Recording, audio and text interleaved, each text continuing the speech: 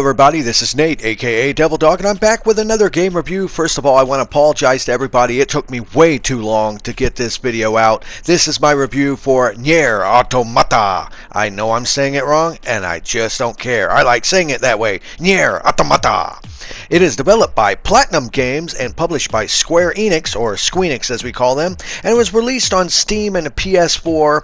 I think the PS4 release was on March 7th, and the Steam version, or the Microsoft Windows, or whatever you want to call it, was on March 17th. It is a open-world role-playing game that is a sequel, but not a direct sequel, to the original game Nier, from back in 2010. It's and the whole series is basically a spin-off of the Drakengard series. The basic bare-bones plot of this game is it takes place thousands of years after the events of the original game, where you get to control combat androids from the Yorha in the proxy war against invading machines to save the rest of humanity. And Yorha is basically Yoha, or whatever it's called, is the group of basically these people, these androids that are made to pretty much fight off and to destroy the rest of the menace to save what is left of humankind.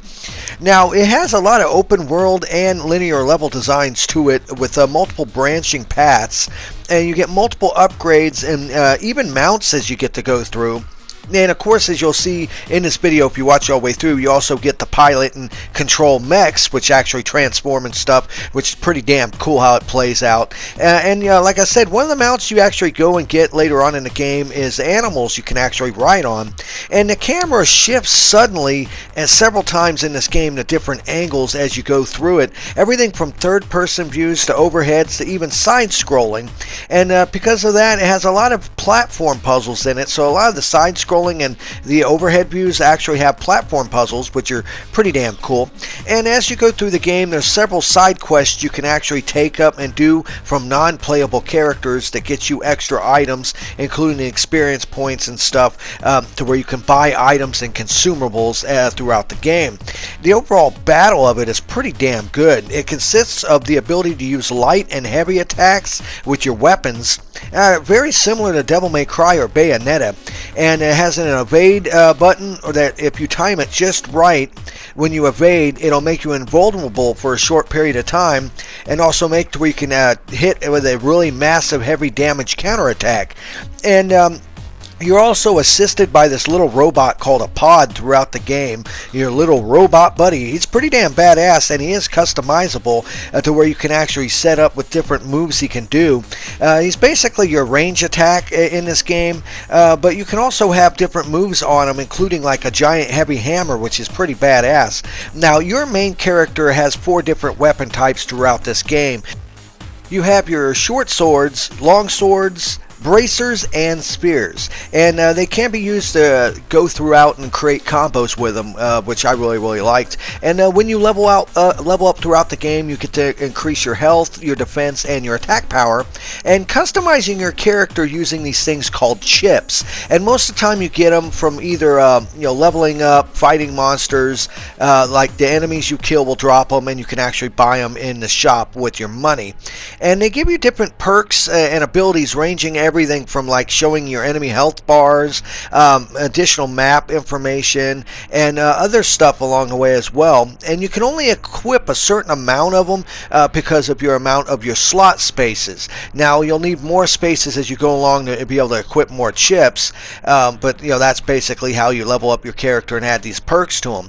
Now, the one thing I did like about this game is, since you're pretty much a robot, if you die, you'll respawn at your last checkpoint. And if you're able to track down and find your body where you were killed, you can pick up your items that you lost, kind of like in Zombie U, and you'll pretty much get a bonus by doing that. Or you can attempt to fix your body. Now, if you're successful in fixing your body will come back from the dead and actually assist you as a temporary ally. But if you fail in actually fixing your body, it'll turn against you, and you'll have to defeat it as, pretty much it becomes like an enemy. And when you kill it, you'll get a bonus as well. So it's kind of cool either way.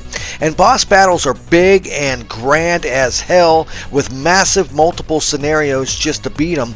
I mean, I think just the first boss alone has like 5 or 6 different ways you have to do it. Side scrolling, third person, jet attacks. And this game, since it constantly moves around with the viewpoints and everything, it plays like a little bit of everything from Gradius to Smash TV to Bayonetta and Devil May Cry.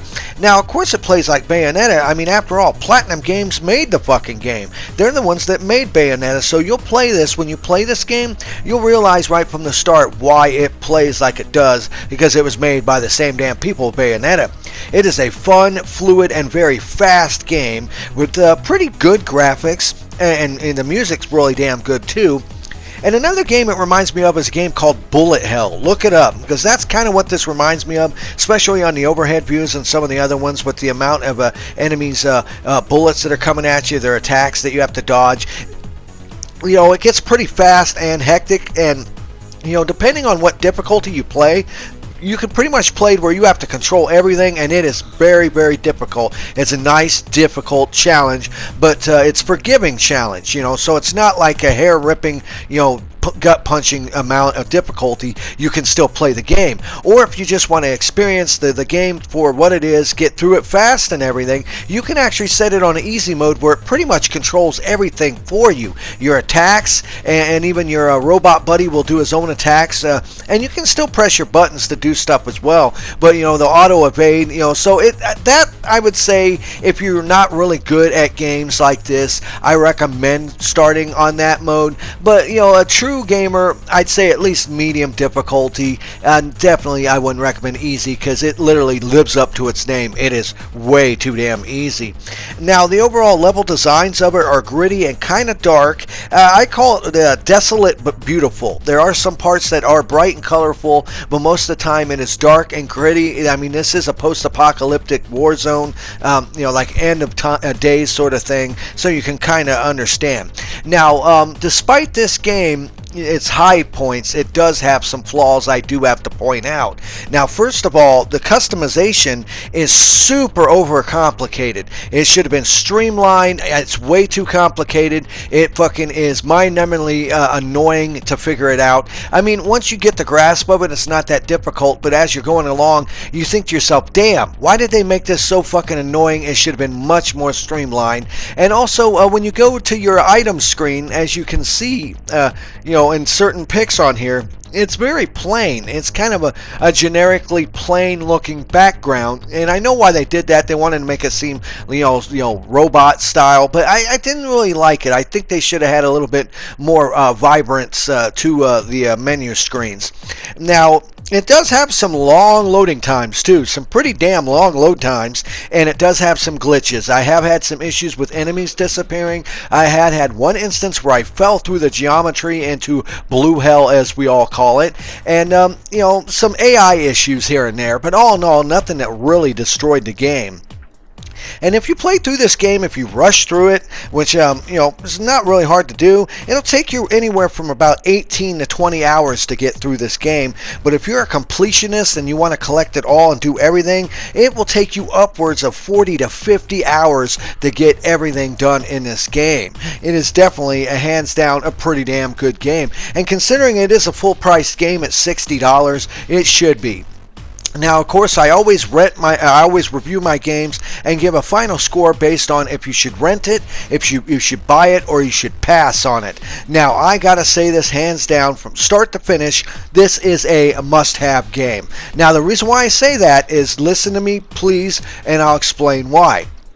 If you are a huge fan of the good hack and slasher type games, if you loved Bayonetta, I recommend this game through and through. I think the other game they worked on was Metal Gear Resurgence or Revengeance or whatever the hell it was called, and it really does show. It plays really well. It is a very fun game. I love the fact that how it constantly will throw different stuff at you. The boss battles being over the top and big are fun as hell. There's never really any parts in it that's really that annoying. You know, it is downright actually a fun game to play. The story is pretty damn good. The only thing I have to say is it doesn't really have much to do with the first game.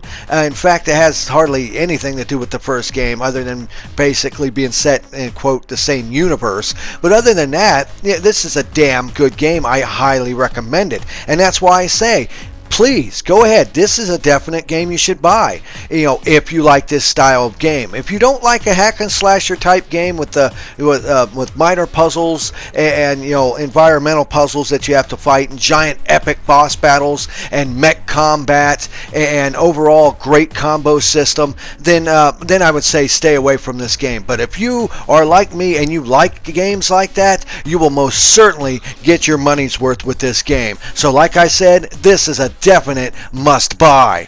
Now I want to thank everyone who subscribes to my channel. I want to thank everyone who watches this video. Please leave a comment below if you feel like it to let me know if, and everyone else, if you thought this game was actually good or better than the first game in the series, and if you think they should make another one similar to this or pretty much do what they did and make one completely different from this one to where you can't even tell it's a direct sequel. And of course I always got to end it by saying, remember people, have fun, play hard, and the devil is in the details. Peace out.